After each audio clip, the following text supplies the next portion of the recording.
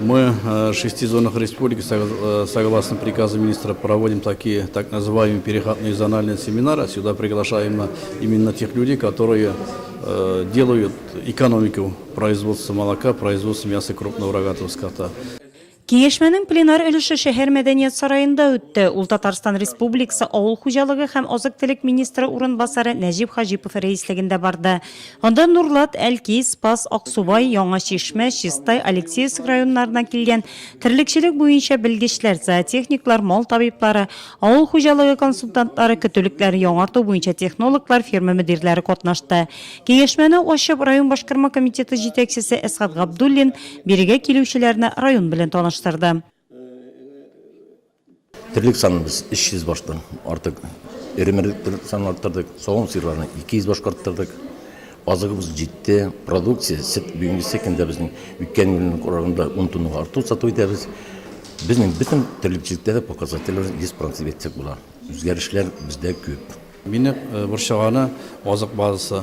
Азық базысының бигерәк тәген ақсым жетмеуі бұршай һәм аның энергиясы. Мына шушы мәсьәләләрне бүген белгечләргә җиткерәсе. Энергиягә бай һәм югары протеинлы азыклар терлекләрне тулы кыйммәтле ашатуның төп нигезе. Сөт тирлеге өчен югары протеинлы һәм экструдицияле азык әзерләү һәм куллану технологиясе турында Татарстан Республикасы авыл хуҗалыгы һәм азык-төлек министрының терлекчелекне үстерү бүлеге җитәкчесе урынбасары Гөлүс Баязитов сөйләде. Мул сөт алым дисәң, малларны элеккеге кебек ашатудан читкә китү таләп ителә. Терлекләрнең ашату рационын дөрес итеп төзү турында да сүз барды киңәшмәдә. Малларның баш саны сакланышы, терлекләрдә лейкоз авырулары проблемалары, сугым пунктлары буенча таможня берлеге регламентының үтәлеше турында доклад белән Татарстан Республикасы Министрлар Кабинетының ветеринария хезмәтенең баш идарәсе җитәкчесе урынбасары Андрей Никитин чыгыш ясады. Киңәшмә эшендә дәвам итеп Татарстан Республикасы авыл хуҗалыгы һәм азык-төлек министры урынбасары Нәҗип Хаҗипов терлекчелек буенча беренче кварталдагы эш йомгаклары һәм 2015 елның җәйге чорына бурычлар белән таныштырды. Киңәшмәнең Нурлат районында үтүе тикмәгә түгел, терлекчелектә күрсәткечләр бар. Районның күрсәткечләре соңгы вакытларда көтәбә күтәрелә, күләме буенча да, сыйфаты буенча да, азык базасын туплаулары буенча да матур эшләрләр. Киңәшмәнең гамәли өлеше Агромир җәмгыятенең терлекчелек фирмаларында дәвам итте. Җәмгыять җитәкчесе Дмитрий Понин үз хуҗалыклары мисалында терлекләрне энергиягә бай һәм югары протеинлы азык ашату һәм шуның нәтиҗәсендә сөтчелектә югары продуктивлылыкка ирешүләре турында сөйләде. Биредә патоканы кулланмый башлаганнар, аның каравы терлекләргә полисахаридлар, шрот ашата башлаганнар. Нәтиҗәсе көз алдында. Бүгенге көндә бездә 3068 баш терлек санала. Терлек. Аның 990 башында сауым сыйры. Кышчылык шарына келгенде безнең азыклар үзебезнеке җитте.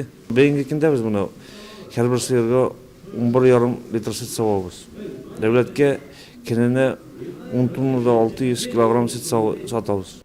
Хуҗалыкта 4 бригада һәм аның эшчесе малларны җәйге лагерьларга күчерүнең әзерлек сызыгында. В этом году у нас по сравнению с 2014 годом идет хорошая прибавка по молоку, порядка 30%. Бенгisi күнгә безнең Каргорский лагерь 98%-ка әзер. Просто электричествоны ватқучай иттергә. Калганнар Салнакай белән кушкан тоже моны уже на подходе диетергә булган. Лейкоз, мастит кебек авыруларга каршы терлекләргә тиешле ветеринария һәм санитария чаралары да нәтиҗәле алып барыла хуҗалыкта. Шул хакта хуҗалык белгечләре киңәшмәдә җентекләп сөйләде. Биредә килүчеләрне кызыксындырган иң зур яңалык терлекләрне ясалма орлыкландыруда республикада бердәнбер булган Хитаим электр системасы бирегә килүчеләрне бик кызыксындырды. Аның ярдәмендә һәр сыерның төгәл каплату вакытын һәм терлекнең сәламәтлеген тикшереп торырга мөмкин. Системаның эше махсус муенчакка киленгән. Шулай киңәшмә эшендә катнашучылар хуҗалыкның бозаулату бүлеген карадылар, профилактик чаралар белән таныштылар, яшел конвейерны оештыру, югары протеинлы һәм энергиягә бай азык әзерләү технологиясе белән таныштылар.